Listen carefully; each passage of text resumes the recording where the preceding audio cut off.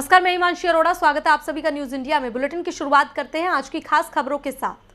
किसानों के प्रदर्शन पर अपनी प्रतिक्रिया देते हुए गृह मंत्री अनिल विज ने कहा कि वो कहते हैं जो केस दर्ज हुए हैं उनको खारिज किया जाए, जो किसान गिरफ्तार है उनको छोड़ा जाए, लेकिन ये तो अदालत का काम है, वो वहां जाकर अपनी अर्जी लगाएं। किसानों की दिन प्रतिदिन बढ़ती संख्या और कोरोना को दावत देने पर गृह मंत्री ने अपनी प्रतिक्रिया देते हुए कहा कि ये लोग मानते ही नहीं, इनको टीका लगवाने के लिए भी कहा गया है और टेस्ट करवाने के लिए भी, लेकिन ये लोग माने तब ना, इसलिए काफी खतरनाक ये हो सकता है। उन्होंने किसानों के अड़ियल रवैये को काफी खतरनाक बताया। कह रहे हैं कि जिन लोगों को गिरफ्तार किया है उनको छोड़ दो। अब छोड़ने का काम तो अदालत करती है, हम कैसे कर सकते हैं? अदालत में वो अपनी एप्लीकेशन लगाएं, वहाँ पर जो मान्य अदालत फैसला करेगी वही होगा। इसी के साथ रुक करते हैं अगली खबर की ओर। कोरोना संक्रमण को देखते हुए हरियाणा में लॉकडाउन 14 जून सुबह 5 बजे तक के लिए बढ़ा दिया गया है। मुख्यमंत्री मनोहर लाल खट्टर ने नई गाइडलाइंस जारी करते हुए बताया कि राज्य के बाजार ओड-इवन की तर्ज पर सुबह 9 से शाम 6 बजे तक खुलेंगे। वहीं दुकान और शॉपिंग मॉल को खोलने संबंधी छूट दी गई है। धार्मिक स्थान भी अब एक समय पर 21 लोगों के साथ खुल सकते हैं। इसके अलावा कॉर्पोरेट कार्यालयों को भी सामाजिक दूरी नियमों का पालन करते हुए 50% कर्मियों के साथ खोलने की इजाजत दी गई है। किसी भी शादी और अंतिम संस्कार में अब 21 लोग शामिल हो सकते हैं। हालांकि शादी में बारात निकालने की इजाजत नहीं है। बता दें, इससे पहले पिछले हफ्ते 7 जून तक लॉकडाउन बढ़ाने के साथ ओड-इवन आधार पर दुकानों को सुबह 9 बजे से 3 बजे तक खोलने की अनुमति दी गई थी। और चलिए अब बढ़ते हैं अगली खबर की ओर। नए कृषि कानूनों को लेकर केंद्र और किसानों के बीच अभी तक टकराव बना हुआ है। वहीं हरियाणा के टोहाना से जेजेपी विधायक देवेंद्र सिंह बबली के विवादित बयान और किसानों की गिरफ्तारी का मामला अब तूल पकड़ता हुआ दिख रहा है। इसी मामले को लेकर किसान नेता राकेश टिकैत, गुरनाम सिंह चढ़ूनी सहित तमाम किसान रविवार रात भर टोहाना थाने के बाहर प्रदर्शन करते रहे।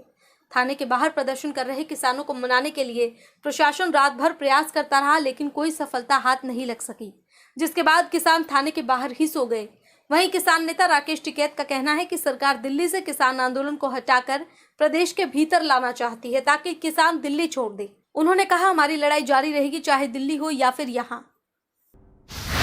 इसी के साथ रुक करते हैं अगली खबर की ओर। रेप के मामले में सजा काट रहा डेरा सच्चा सौदा प्रमुख गुरमीत राम रहीम कोरोना की बीमारी से जूझ रहा है। तबियत बिगड़ने पर डेरा प्रमुख को सुनारिया जेल से पहले रोहतक पीजीआई और फिर उसके बाद गुरुग्राम के मैदांता अस्पताल लाया गया, जहां उसका इलाज चल रहा है। अस्पताल में भर्ती डेरा प्रमुख राम रहीम से मिलने के लिए सोमवार को हनीप्रीत अस्पताल पहुंची। जानकारी के मुताबिक हनीप्रीत सोमवार यानी आज सुबह करीब 8:30 बजे गुरुग्राम के अस्पताल पहुंची। हनीप्रीत ने राम रहीम के अटेंडेंट के तौर पर अपना कार्ड बनवाया।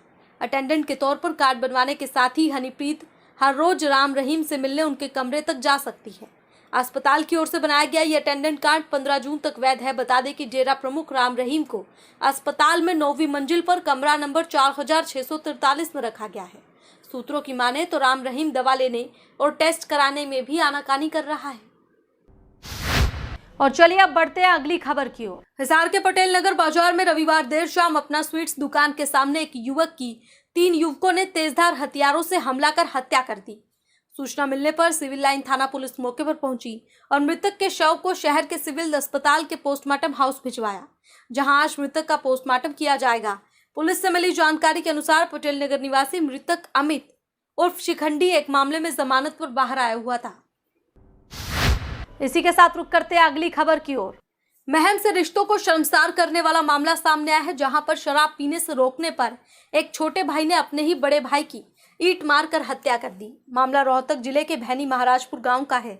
फिलहाल महम थाना पुलिस इस मामले की जांच करने में जुटी है कि क्या सिर्फ शराब पीने से रोकना ही इस हत्या के पीछे कारण है या कोई और कारण भी हो सकता है। पुलिस ने शव को पोस्टमार्टम के लिए रोहतक पीजीआई भिजवा दिया है। बता दें कि भैनी महाराजपुर गांव के रहने वाले पवन और मोहन फल और सब्जी बेचने का काम करते थे। भाई ये आपस में दोनों भाई थे सगी, अरे इनका आपस में कोई मनमुटाव हुआ तो हमको पता भी नहीं है। अरे छोटा भाई बड़े भाई ने मार गया, अपना गया कितने टहल गया अम्बेरा कौन में। हमें तो जब ये मृत्यु हुई उसके जब पता लग गया, जब हम आए हैं। तो पहले भी इनकी कोई लड़ाई हुई आपस में? पहले लड़ाई तो कोई ठीक होने उधर उधर पानी पी लिया करते। ये गाँव भैनी महाराजपुर में ये पवन है भाई, जो सब्जी बेचने का काम करता है गाँव में रेडी पे, भाई उसका मर्डर हो गया। जब यहाँ आए तो पता चला इसका भाई मोहनलाल है, उसके नशे का आदी है। और उसने नशे में इसके सिर में ईंट मारी, जो ब्लॉक होते हैं, जो गलियों में लगते हैं, जिससे इसकी मौत होगी। वहीं बात अब करते हैं रोहतक की। रोहतक में आपको बता दें कि कोरोना की दूसरी लहर के दौरान जनसेवा संस्थान में बने कोरोना आइसोलेशन सेंटर में स्वैच्छिक सेवाएं देने वाले वॉलंटियर्स को सम्मानित किया गया। बता दें कि कोरोना काल में जनसेवा संस्थान की तरफ से कोविड केयर सेंटर बनाया गया है, जिसमें 165 लोगों का इलाज हुआ। वहीं कोविड सेंटर और मजदूरों और जरूरतमंदों के लिए फ्री भोजन सेवा भी की गई।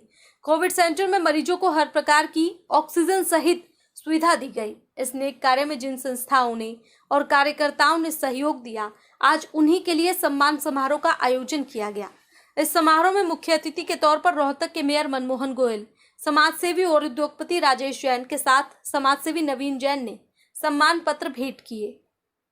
जन सेवा संस्थान बैनर के तहत पूज्य महाराज जी ने जो कोरोना काल में सेवा करके दिखाई, वो एक सच्ची मानवता की सेवा की है।